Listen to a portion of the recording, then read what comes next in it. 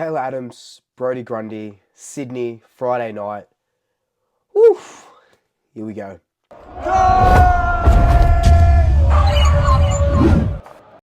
Every game from here on in is just absolutely huge. We've known this for a while. We're 2 on the trot at the moment with a good win over Carlton. We did let them come back in that last quarter. But we take on a Sydney side that's only won one of their last 4 games, which is crazy when you think about it. They're sitting on top of the ladder. They were, I think at one point they were 13-1. Now they're 14-6.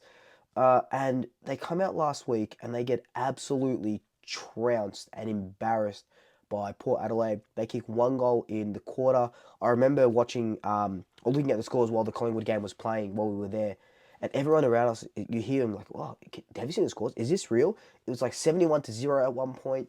And then they end up losing by 112 points, which is the worst loss in Sydney history and their worst loss in 30 years. So when I see that, it's an outlier, right? That's not going to happen again. This Sydney side on Friday is going to absolutely give us hell on a magnitude that we probably haven't seen. Like, no side goes 112 points down when they're on the top of the ladder and then puts the same performance up the week after. We're going to get a Sydney side that is going to tackle hard, go at the contest really hard, and show that they've got grand final or premiership credentials, because at the moment they absolutely don't. We take them on at the SCG, which we notoriously don't play well at. I think some of the guys are up there now. We've got an open training session on Thursday where you can go down and watch the guys. So I think this game is going to be one of those games where I feel like it's a coin flip. If you're looking at punters, or you're looking at social media, you're looking at all the odds and stuff like that, they've got Sydney winning anywhere 20 plus points. I don't think it's going to be that straightforward. We're finally hitting a little bit of form. I think that Hawthorn loss really shook us up. And then we go on and win. We beat Richmond and then we beat Carlton. And in those first 3 quarters of that Carlton game, we were showing signs of the 2023 Collingwood. We were showing that, hang on a second, we are going to make a late charge for the top 8 for September. And I think, even if we don't, we can still stuff up a couple of these teams. Like, Sydney want to finish top of the ladder, but if they lose this one, Brisbane can easily leapfrog them, and Sydney can drop out, and they might not be minor premiers. So there is a lot on the line, not only for Sydney but for us as well. Because if we lose this one, that's pretty much it for our season. We still have Brisbane, we still have Melbourne. Mathematically, we still could make it, but it'll be so bloody hard, because the teams that are playing around these next 3 rounds are all teams that are in and around our spot. So a lot has to go right for us. And all we can do is worry about our own backyard, worry about Sydney, focus on Sydney, and beat Sydney on Friday night. When I watched that Sydney game, I watched it on that KO mini. I wasn't going to watch the whole game. So it was like 25 minutes of that game and seeing Port absolutely dominate. One thing that I picked up on was Port going right down the middle. They were using the corridor really well, cutting Sydney open. And the thing with us is, against Carlton, we were using the wings a lot. But whenever we did that, Wiedering, McGovern, Kemp would always take the intercept mark. It would be hard to get the ball rolling. Our first goal came when, I think it was Jeremy Howe, had the kick out from the back line, went straight up the diddle, and we took it coast to coast, and Jordy kicked that goal. That's when we're playing good football, when we're playing that exciting brand, when we're running, when we're playing a little bit more free. We were, at the start of that game, playing boring football where just kick down the line, they mark it, they kick down the line, we mark it, and it's just that sort of stuff. We need to cut Sydney up, because they've got some really, really good midfielders. They're a really good side, right? This 112-point margin aside, because it's definitely an outlier, they're a really good side, and they're going to want to show that. But we need to hit them hard, and we need to do the exciting things that make us Collingwood, because we just haven't seen that a lot, but we were starting to see that against Carlton. couple of other things that I do want to mention. Port Adelaide scored 90 points from intercept possessions. So that just shows you that Sydney were very clumsy.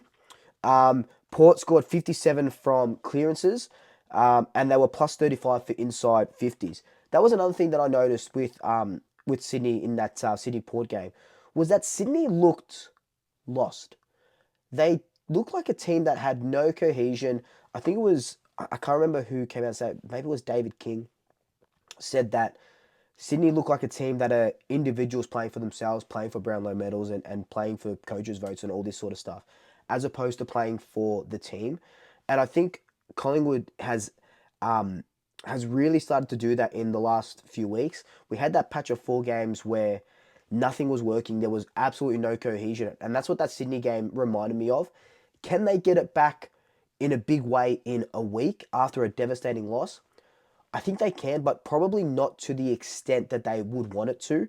I think, and I said this about the Carlton game going in, they'll overcorrect themselves and it'll trip them up. I do believe that they'll overcorrect themselves on Friday night. They'll try to do too much, try to do too many pretty things, and it might work for maybe a quarter, maybe patches in a quarter, but ultimately, I think they're going to trip themselves up.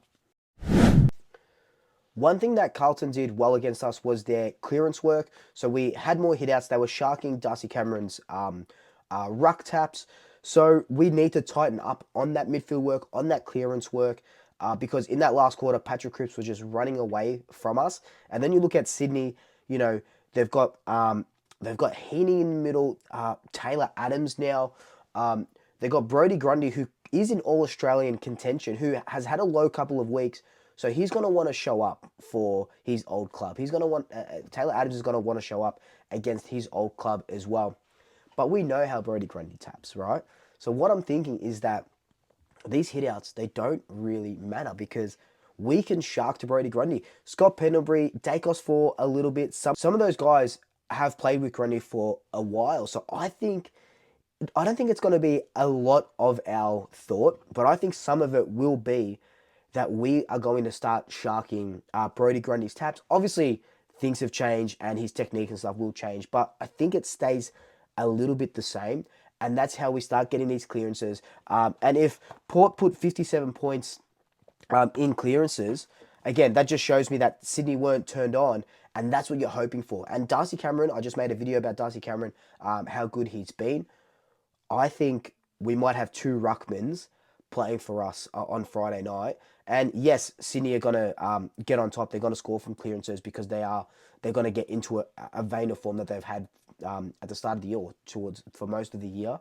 But I really do think that our midfielders are going to be a little bit too clever, especially like with Scott Pendlebury, who put on another amazing performance last week against the Blues.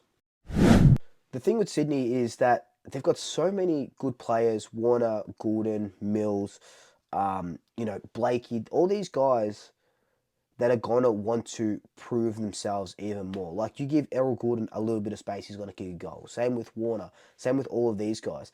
But I feel like our midfield can match up really well with them.